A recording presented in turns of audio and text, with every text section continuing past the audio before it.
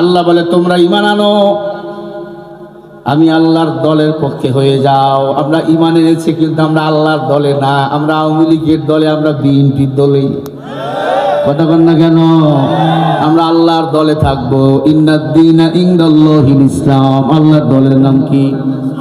আরো জোরে বলো। আল্লাহর দল হলো ইসলাম। বিএনপি করব, জামাত ইসলাম করব, চরমনাই করব, দুনিয়া পাওয়ার আশায়। আল্লাহর জান্নাতে যেতে হলে আল্লাহর দল ইসলাম করা লাগবে, জান্নাতে যাওয়ার আশায়। জোরে বলো, ঠিক না ঠিক? আল্লাহ রাব্বুল আলামিন বলেন, ওয়া মান ইয়াবতাগি গায়রাল ইসলামি দীনান ফালান ইউকবালা মিনহু ওয়া হুয়া ফিল আখিরাতি মিনাল খাসিরিন।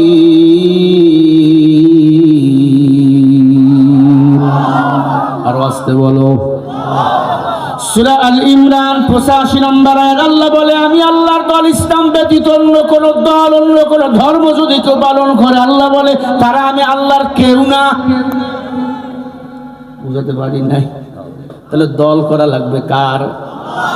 ঘুমাও বাঙালি, আরো জোরে বলো, দল করা লাগবে কার? আল্লাহর দলের নাম কি? জোরে বলো। তুমি সব দুনিয়ার দল করো, বাধা নাই। বেঈমান যেন আমার আল্লাহরে গালি না দেয়, নবীরে যেন গালি না দেয়। কেউ যদি ক্ষমতায় বসার পরে আল্লাহ নবীরে গালি দেয়, ওর কল্লাটা এমন ভাবে কেটে নেব, ওই বেঈমানের কল্লা কেটে ফুলবাড়ি বড় মাঠে ফুটবল খেলবো। রাজি আছো না? রাজি আছো? কারা কারা রাজি আছো? দু হাত তুলে দেখো। তারাবিতে কোরআন পড়ো, কোরআন দিয়ে সমাজ চালাও। শান্তি গরম হয়ে গেছে, কোরআন টান বুঝি না। তবে তারেক রহমান সাহেব যেদিন দেশে এসছে, উনি বলেছে নবীজির আদর্শ দিয়ে রাষ্ট্র চালাবে। নবীজির আদর্শ মানে আফাতাকরাউনাল কুরআন, কোরআন শরীফ। যদি কোরআন দিয়ে রাষ্ট্র চালায় আমাদের আর কোনো আপত্তি। জামাতের আমির যদি কোরআন দিয়ে রাষ্ট্র চালায় আমার কোনো আপত্তি আছে? যে কোরআন দিয়ে রাষ্ট্র চালাবে সে হলো আমার কলিজা, ঠিক কিনা? কোরআনের দাম কম না বেশি? খায়রুকুম মান তাআল্লামাল কুরআন ওয়া আল্লামা। নবীজির হাদিস, নবীজি বলে দুনিয়াতে সর্বোত্তম দামি হলো ওই ব্যক্তি যে নিজে কোরআনুল কারীম শিক্ষা করে, অপরকে শিক্ষা দেয়, ঠিক কিনা? তাহলে কোরআন যারা পড়ে তারা শ্রেষ্ঠ মানুষ, কোরআন দিয়ে যারা সমাজ চালায় তারা হলো শ্রেষ্ঠ নেতা, কোরআন দিয়ে যারা পার্লামেন্ট চালায় তারা হলো শ্রেষ্ঠ নেতা, ঠিক কিনা? আগামীর পৃথিবী কোরআনের পৃথিবী। কারা কারা চাও? দু হাত তুলে দেখাও।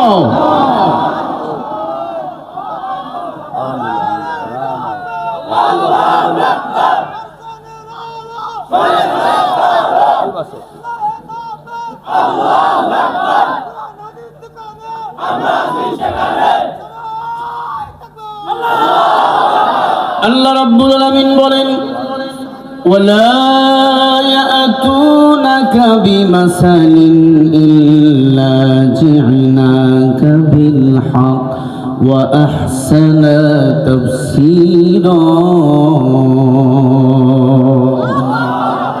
হয় না? এই আয়াত পড়তেই থাকবো, আঙ্গুল তুললে আল্লাহু আকবার বলবেন, ঠিক বেঠিকের আওয়াজ দেবেন, তাহলে গজলও হবে, বয়ানও হবে। বিমাসালিন ইল্লা জি'নাকা বিল হক ওয়া আহসানা তাফসীরা। সূরা ফুরকান 33 নম্বর আয়াত আল্লাহ বলে, নবী আপনি কোরআন দিয়ে তাফসীর করেন, কোরআন দিয়ে বয়ান করেন। কাফের বেঈমান যখন আপনার কাছে কোনো সমস্যা নিয়ে আসবে, আপনি কোরআন দিয়া সমস্যাগুলো সমাধান করে দিবেন।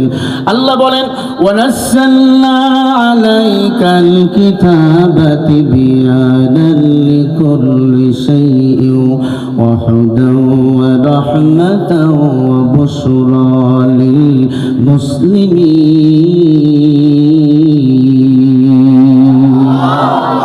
আল্লাহ বলে, ওয়ানাজ্জালনা নাজিল করেছে আলাইকা তোমাদের প্রতি কিতাব। একসাথে বলো, এই কিতাবের নাম কি? আরো জোরে বলো। আল্লাহ কয়জন? নবী কয়জন? কিতাব কয়খানা?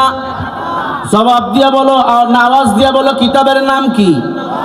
আল্লাহ বলে তিবিয়ানাল লিকুল্লি শাই, আমি আল্লাহ কোরআনের সব কিছু দিলাম, কোনো কিছু বাদ দেই নাই।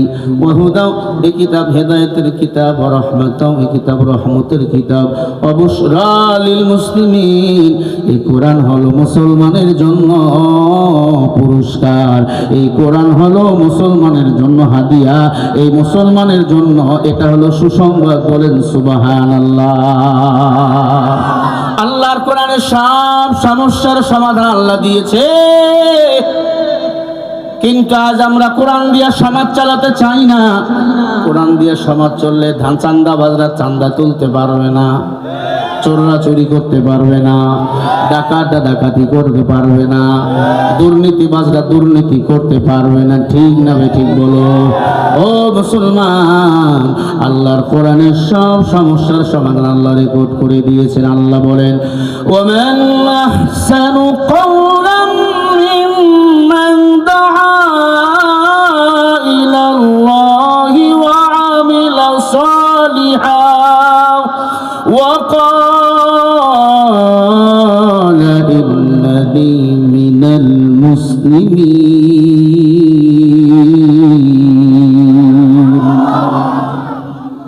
সূরা হামিম সেজদা 24 নম্বর পারা 12 নম্বর পৃষ্ঠা 13 নম্বর লাইনের 33 নম্বর আয়াত। আল্লাহ বলে, তার চেয়ে ভালো কথা, উত্তম কথা কার হতে পারে? যে নিজে নেক আমল করে, যে নিজে আমি আল্লাহকে ডাকে, মানুষকে আমি আল্লাহর দিকে ডাকে। ওয়া আমিলা সালিহা, বান্দা বেশি বেশি নেক আমল করে। ওয়া ক্বালা ইন্নানি মিনাল মুসলিমিন, আর নিজেকে পরিচয় দেয় একজন আমি মুসলমান।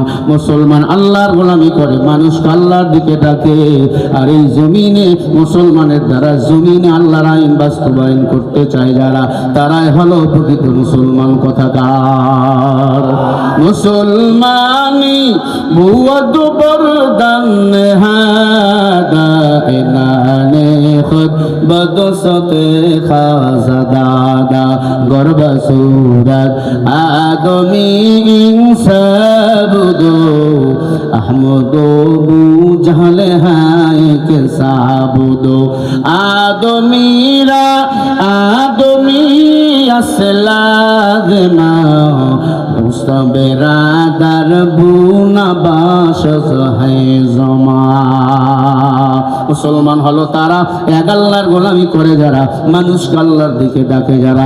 কিন্তু আজকে মুসলমান দাবি করি, নামাজ পড়ি না, রোজাও রাখি না, মুসলমান হইয়া ভারতে দালালি করিয়াছে না নাই?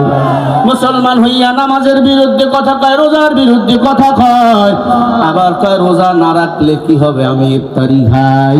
ওরে রোজা যদি ইচ্ছা করি ছাড়িয়া দাও, কাফেরের খাতায় নাম তোমার জমা হয়ে যাবে। তুমি রমজান এলে রাখো না রোজা, দিনকে করো আঘাত, পয়সা করি নেই তো অভাব, দাও না তো যাকাত। তুমি ইমানদারি বড়াই করো, নেই তোমার ঈমান, তুমি এমন মুসলমান, কেমন মুসলমান তুমি, কেমন মুসলমান। নামাজের সাথে নাই পরিচয়, মানো না কোরআন, তুমি এমন মুসলমান। আগে বলছে আঙ্গুল তুললে ঠিক বলবেন, পারবেন না? এমন মুসলমান। তুমি সুদের টাকায় প্রাসাদ গড়ো, ঘুষ ছাড়ো না, দিন দুঃখী না খেয়ে মরে খবর রাখো না। তুমি ঘুষ খেয়া বিচার করো, সাজিয়া প্রধান, তুমি এমন মুসলমান, কেমন মুসলমান তুমি।